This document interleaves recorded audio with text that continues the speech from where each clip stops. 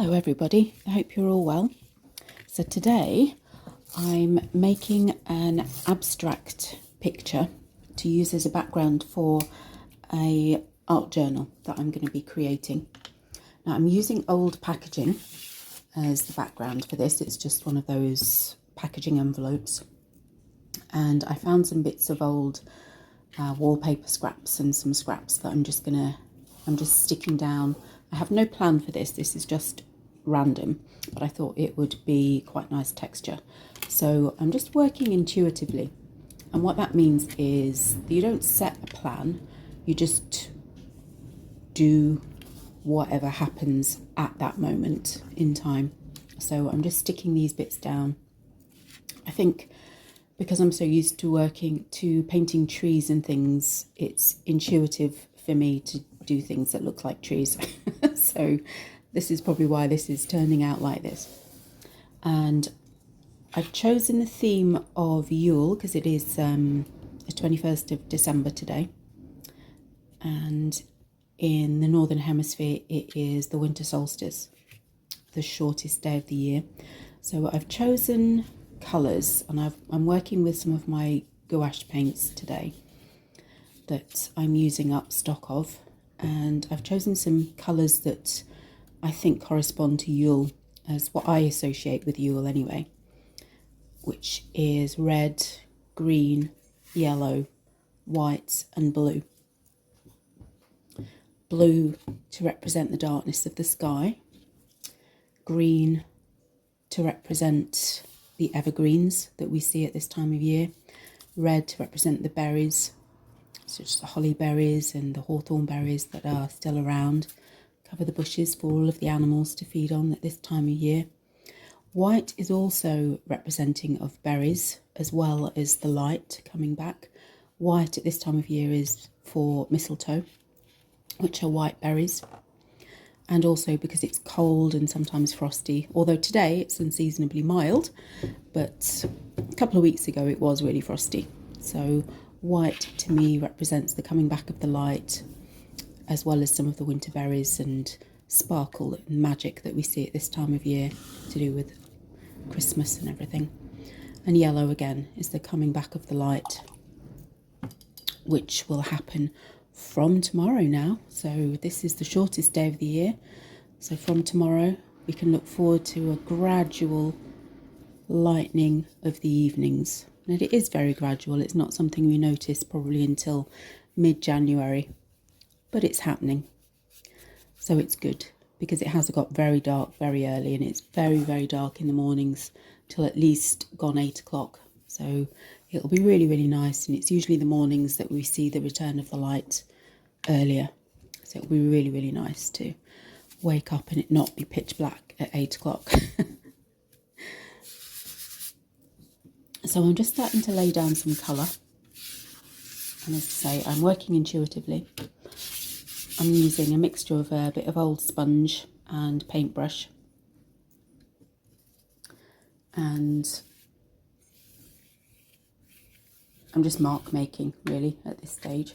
I started off with the blue just to give, just because it's the first colour I associate really with dark days, dark grey skies and dark blue for the evening. And then all I'm going to do is just continue mark making until I'm happy with what I've got.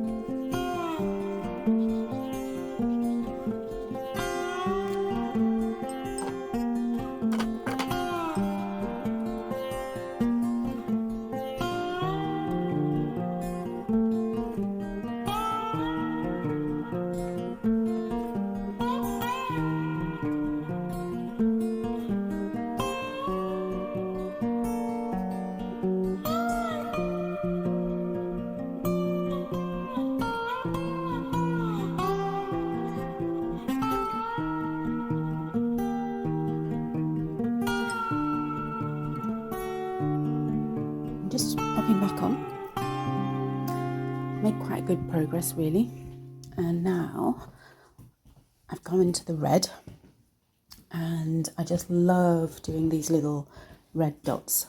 You just pop your paintbrush down and just twizzle it in a full circle until you get these red dots, and I just love the effect that this gets with this bright red over these marks that I've made. We've kind of ended up with something that's kind of looking a little bit like a dark blustery day with some, and I like how the red is a stark contrast. The yellow is almost a little bit muted because it's mixed with the greens, mixed with the blues to become kind of greens in places. But the red really stands out. And I love that on days when you go for walks and all you can see is the red berries against the dark grey skies. And then the greens of the grass. And I always find it really beautiful. So I think that's probably why these reds have ended up looking like berries like this. So we're just going to carry on adding some colours and just mark making. I think I'm adding some more green here. So I'm going to mix some of the red with the green to make like a deeper colour, almost a browny colour. It's not quite brown, but it's almost it's like a burgundy. And I'm just doing some marks at the bottom here. I think this kind of woodland day theme is showing through a little bit. So this is an abstract, so it's not going to look like a woodland. It's representative of that. But you might see something else in this. Do you see a woodland, or do you see Christmas trees or Christmas decorations or something else? Let me know what you see.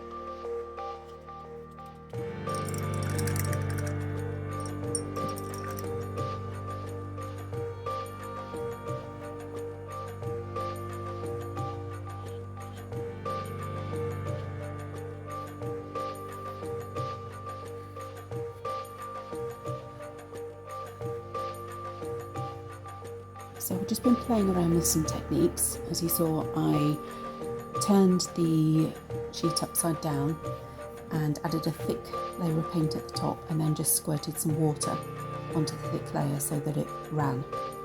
So, and then I turned the paper upside down back the right way so it looks like there's long drips going up instead of falling down. I just thought that would be quite an interesting effect. And then I'm starting to add the white. Again, there's no plan for this is just what's happening. And I think adding the white really brings it together.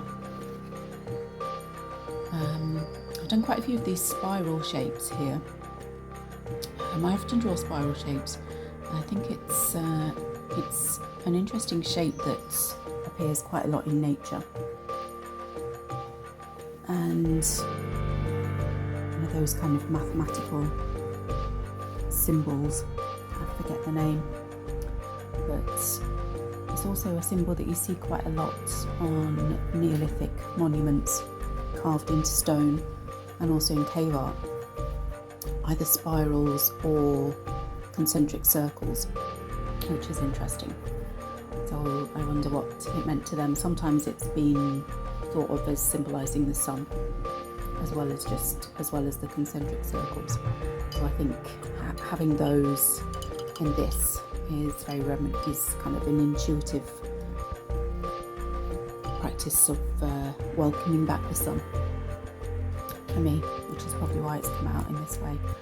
And the stars as well, the star shapes, they're not quite stars, but they're star shapes. And I always associate solstice with stars, I think, just because of the shorter day and the longer night.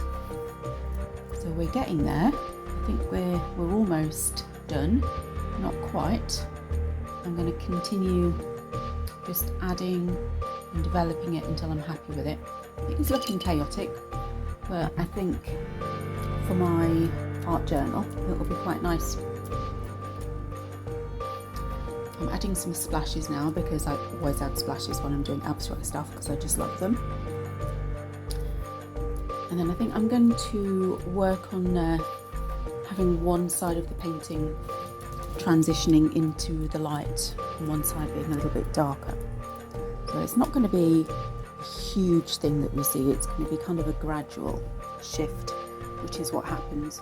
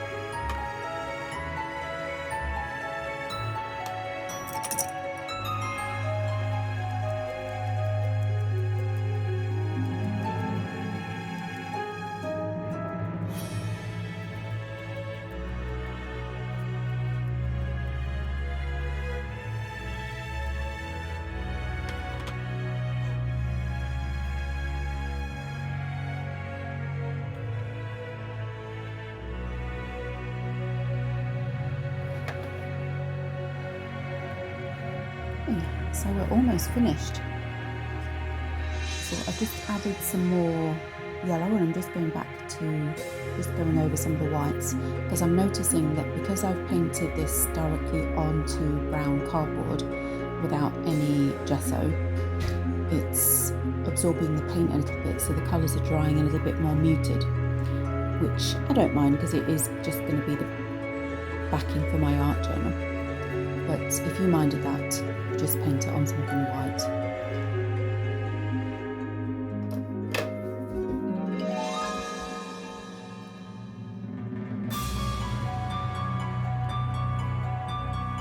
So we're about finished. I just decided to add some stars because I found a piece of paper that I'd used. I'd cut some star shapes out for some card making. So this was just lying on the desk, and I thought I'll just add some little yellow stars just as the final touch. And then we're done. So just need to let it dry, and then I can use it to add journal pages onto as I go. So thank you for watching.